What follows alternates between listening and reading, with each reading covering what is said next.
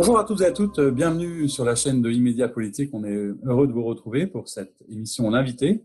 Aujourd'hui, je reçois Priscilla Lakeal, qui dirige La Vie en Réseau. Bonjour Priscilla.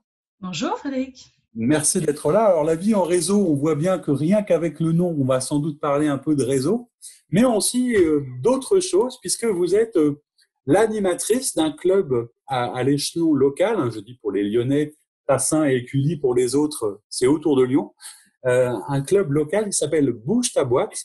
Et on va parler un petit peu aussi entrepreneuriat au féminin et club, parce qu'en ce moment, dans la période qu'on traverse, c'est sans doute important de se réunir et d'échanger.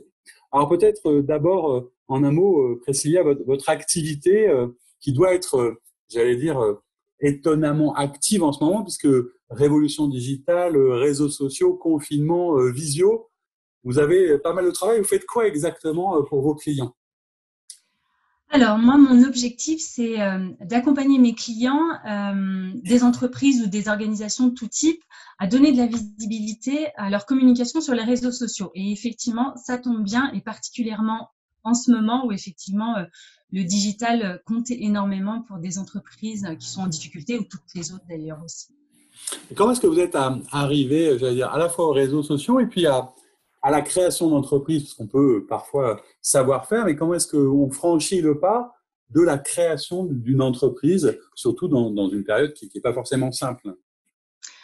La création d'entreprise, pour moi, ça n'a pas été, inné.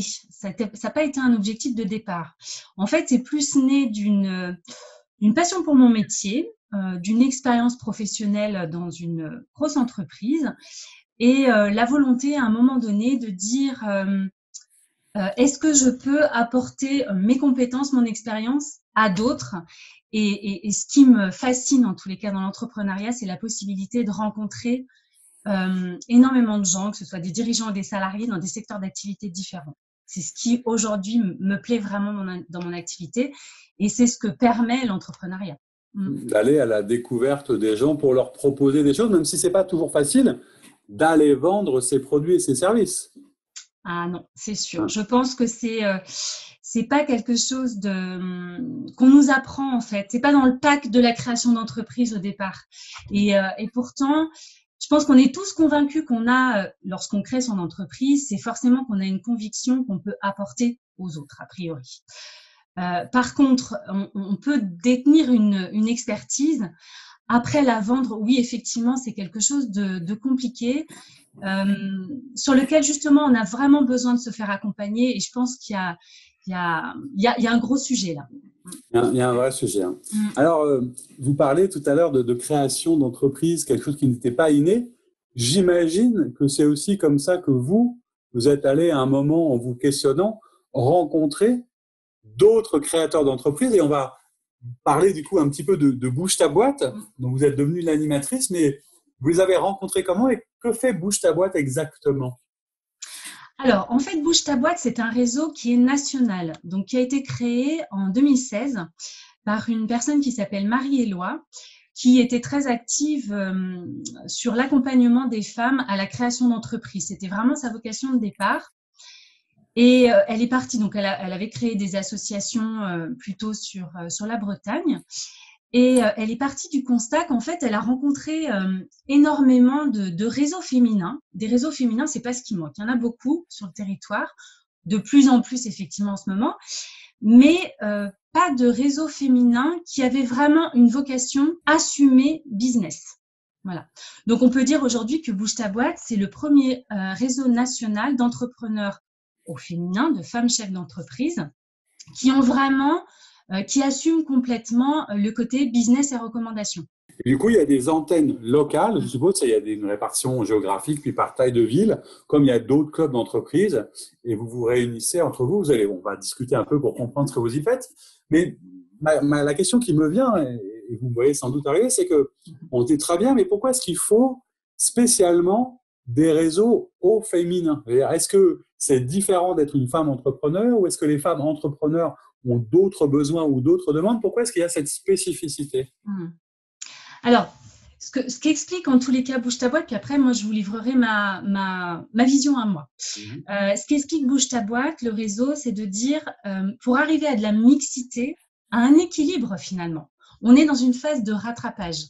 Dans l'entrepreneuriat, il y a peu de femmes encore aujourd'hui, proportionnellement, voilà, on n'est pas du tout à la parité, mais c'est comme dans le monde professionnel ou dans des comités de direction d'entreprise en général.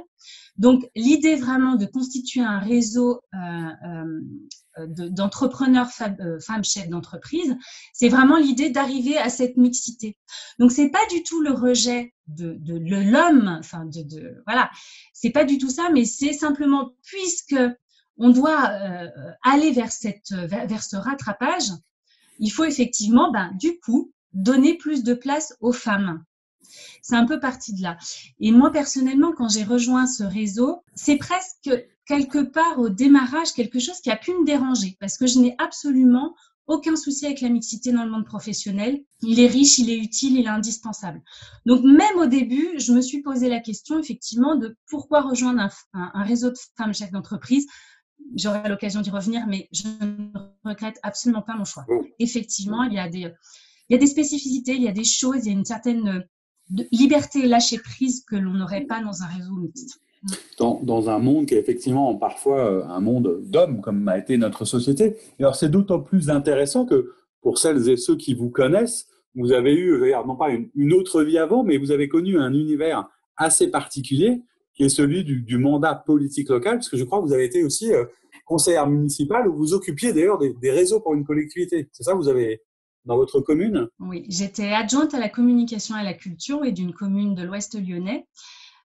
Effectivement, donc parce que ça faisait écho à mon métier, à ma spécialité, la communication, c'est sûr, ça faisait complètement sens. Donc oui, j'ai eu cette expérience. À la fois pour votre ville d'ailleurs, par rapport à votre métier, puis du coup, vous avez aussi sans doute été confronté un petit peu à ce décalage, parce que dans le monde politique que je connais bien, la question de la parité, du rattrapage de la parité est aussi un sujet. Alors, donc vous êtes entré chez Bouge ta boîte dans cette association, et puis vous êtes devenu récemment, et je crois vous avez fait une communication un petit peu, il y a eu un article dans la presse locale, vous êtes devenue animatrice de ce club. Qu'est-ce qu'on y fait? Qu'est-ce qu'on y trouve? Pourquoi on viendrait rejoindre Bouge ta boîte? Alors, le fonctionnement en fait de Bouge ta boîte, c'est effectivement des cercles. En fait, il y a à peu près une centaine de cercles en France aujourd'hui. Alors 100, 120, je suis pas exactement parce que ça bouge quasiment tous les jours. Et il y a environ 1700 adhérentes que l'on appelle les bougeuses. Voilà. Donc c'est vraiment un réseau qui est en train de grossir énormément. Et le principe en fait de ces cercles-là, c'est maximum 25 femmes chefs d'entreprise qui se réunissent une fois tous les 15 jours avec différentes activités et qui se réunissent à minima en tous les cas tous les 15 jours avec un format de réunion assez structuré pour permettre de l'efficacité. Et on se réunit, c'est la particularité aussi de ce réseau, il y en a très peu qui se réunissent sur ce créneau-là, entre midi et 2, justement pour prendre en considération des charges familiales. Voilà, le matin, le soir, ça peut être compliqué. Donc, entre midi et 2, c'est pas un déjeuner entre copines, hein, on travaille vraiment. Je tiens à le préciser. Aussi, hein, voilà, sur une durée d'1h30. Ça crée des liens. Et j'imagine que, comme vous l'évoquiez, il y a à la fois une liberté de parole. Est-ce qu'on peut considérer qu'en plus, dans la période qu'on connaît de contexte économique, ces moments-là ont plus d'importance, plus de poids, sont encore plus utiles? Parce que je suppose qu'il y a des indépendantes dans certains métiers qui ont dû plus souffrir que d'autres en plus. Ouais. Mais je vais vous dire, c'est même plus que ça, ça a été indispensable. Nous, notre cercle à Tassin-Écully, effectivement, dans l'Ouest lyonnais, donc ce cercle a été créé en janvier de cette année, n'est-ce pas? Donc on s'est rencontrés quelques fois et au mois de mars, le fameux mois de mars 2020, on a été confinés. Donc on n'avait pas un socle de connaissances, on se connaissait pas encore énormément. Par contre, très vite, on a décidé de maintenir ce lien en visio, bien évidemment, et de façon hebdomadaire. Moi, je vais vous dire, ça nous a vraiment permis de passer cette première phase de confinement, cette première phase de crise, par une entraide et quelque chose. Alors ça va au-delà de l'entraide. C'est-à-dire, c'est pas simplement pour se dire ah oui, c'est dur, oui, on est solidaire, etc. Mais on est tout de suite rentré dans une dynamique où, et qu'est-ce que tu peux faire? Qu'est-ce que chacune d'entre nous peuvent faire individuellement pour continuer, pour poursuivre son activité? On a tout de suite été dans cette dynamique-là, et ça a été quelque chose d'énorme qui d'ailleurs a posé les fondations de notre groupe. Et donc, je suppose qu'au-delà du partage, etc., et c'est comme ça d'ailleurs que j'ai vu un petit peu ce que vous faisiez, la dimension de communication, je crois que vous avez réalisé une plaquette collective, enfin, essayer de vous faire connaître, d'exister, la com dans ces moments-là, elle est encore plus stratégique et importante. Moi, je peux pas faire quoi que ce soit sans parler communication. C'est une déformation professionnelle. Donc, évidemment, que ce soit dans ma vie politique auparavant, dans ma vie professionnelle, même, avant même en tant que salarié et bien évidemment en tant qu'entrepreneur, c'est une évidence qu'il faut communiquer. D'ailleurs, on l'a inscrit on a travaillé à une petite feuille de route, voilà, qui était importante pour savoir quelles allaient être nos actions sur les prochains mois. Et on l'a écrit, la visibilité du cercle, c'était important. Et la visibilité, elle passe par la communication. Donc, effectivement, tous les outils, que ce soit, et surtout les outils digitaux, mais pas que, sont importants pour la visibilité du cercle. Ouais. Oui, je crois d'ailleurs que quand on parle et on travaille sur les sujets de la communication, le côté à la fois multi-cible et multi-support est essentiel. C'est-à-dire qu'on ne doit pas exister qu'à un seul endroit. Mais évidemment, vous êtes une spécialiste de ces questions de réseaux sociaux. Qu'est-ce que vous pourriez donner peut-être comme conseil? Bon, ceux que vous avez certainement donnés à celles qui sont membres de votre club, mais aujourd'hui, puisqu'on vous écoute, qu'est-ce que vous donneriez au conseil à des femmes chefs d'entreprise et à d'autres qui se disent, bon, qu'est-ce que je peux faire, moi, pour exister un peu mieux? Est-ce qu'il y a des fondamentaux et comment on peut s'y prendre pour sa visibilité par rapport à son activité? Évidemment, on va parler réseaux sociaux, c'est presque une évidence, mais il faut, enfin, en tous les cas, moi, je les considère comme ça. Les réseaux sociaux, c'est ni plus ni moins que ce que vous faites dans la vraie vie.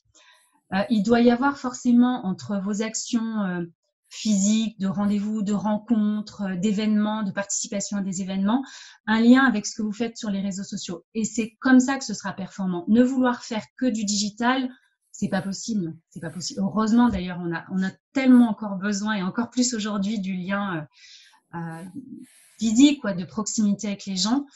Donc, c'est à mon sens utiliser justement tous les canaux qui sont mis à disposition. Les réseaux sociaux, ça en fait partie, pour se rendre visible. Il faut garder quand même, parce que ça, en fait, moi je vois souvent, ça fait un peu peur, c'est-à-dire qu'il y a aussi une forme de méconnaissance, ou alors ça a l'air d'être trop gros à aborder d'un seul coup. Il faut faire quoi? Comme pour tout, par petits pas, par petites choses, pas chercher à avoir tout de suite la stratégie. Comment vous faites du coup entre vous des formations, des ateliers, ce genre de choses? Ouais, tout à fait. En fait, il faut lever le frein de l'outil. L'outil, c'est la finalité. Et il y en a plein qui se bloquent, qui sont bloqués en disant « je ne sais pas me servir ». Par exemple, je vais vous citer le cas de LinkedIn, puisque c'est un réseau professionnel et qui est beaucoup utilisé aujourd'hui. J'ai peur de mal faire, je ne sais pas où cliquer, etc. Une fois qu'on a levé le frein de l'outil, qu'on a compris globalement comment il fonctionnait, en fait, on se rend compte que, encore une fois, c'est ni plus ni moins que ce qu'on fait dans la vraie vie. Aller envoyer des invitations, c'est comme lorsque vous envoyez un email à quelqu'un pour rentrer en contact et pour demander un rendez-vous. Voilà, prendre la parole, c'est ni plus ni moins que ce que vous allez faire lorsque vous allez envoyer un mail, envoyer un courrier, rédiger votre plaquette, etc. Vous le faites sur les réseaux sociaux. Donc, faites-vous former. Beaucoup de formations pour lever le frein de l'outil. Et après, retrouver du coup l'essentiel de la communication, etc. Alors, quelles sont les prochaines dates, les prochaines étapes? On ne sait pas ce que ça va donner, tout ce confinement, etc. Mais il faut bien avoir de l'espoir et se projeter. C'est quoi les prochaines dates ou les prochains moments importants du club? Et donc, comme vous le disiez, c'est 25 maximum. Vous avez encore de la place à la fois à Tassin, mais puis peut-être il y en a d'autres, évidemment, certainement à Lyon, tout ça. Donc, tout à fait. Qu'est-ce que vous proposeriez à celles qui auraient envie de vous rejoindre aujourd'hui? Alors, sur la région lyonnaise, on est 5 cercles. Il y a 3 cercles sur Lyon, un cercle à Villefranche-sur-Saône et un cercle à Tassin. effectivement, le principe, c'est de n'avoir une seule activité représentée par cercle. Donc, effectivement, chaque cercle est composé de plusieurs personnes qui n'ont absolument pas les mêmes métiers. Mais par contre, on a des sphères, des pôles de compétences. C'est ce qu'on cherche à travailler. Par exemple, on a une sphère immobilière assez représentée, avec une personne qui est agent immobilier, une chasseuse en immobilier, une personne qui fait de l'architecture d'intérieur, une personne qui fait de l'expertise immobilière. Et c'est de se dire comment on arrive à dégager des synergies. Donc ça, c'est un travail que l'on fait nous en interne. On est aussi en train de, justement, dans la visibilité à l'extérieur, on est en train d'organiser des événements. Voilà, on a l'idée d'organiser l'année prochaine un bel événement. La thématique reste encore à trouver, mais avec des personnalités, certainement sous forme de table ronde. Voilà. C'est aussi de se dire, nous, à l'intérieur de notre cercle, il y a une vraie entraide, il y a une vraie intelligence collective, mais il ne faut pas rester qu'entre nous. On cherche, on a d'ailleurs organisé dernièrement un événement avec 2 autres réseaux, des réseaux mixtes, hein, je précise, donc il n'y a aucun problème avec ça. Donc voilà, donc arriver à mixer, nous faire progresser nous à l'intérieur de nos cercles, et à côté de ça, vraiment rayonner, et puis pour que ça serve au final la visibilité de chacune dans nos cercles. Bon, bah écoutez, ça donne plutôt envie. Alors, on affichera, mais je suppose qu'il y a un site internet, un endroit un peu pour vous contacter. Et puis, bah, merci d'être venu nous parler de ce cercle. Bravo pour cette initiative. Et je crois que si chacun se donne effectivement du mal individuellement, le collectif s'en portera mieux. Je vous remercie d'avoir été là. Bonne chance à vous toutes. Et puis, à vous, je vous dis à très bientôt pour une nouvelle émission. Au revoir. Merci, au revoir.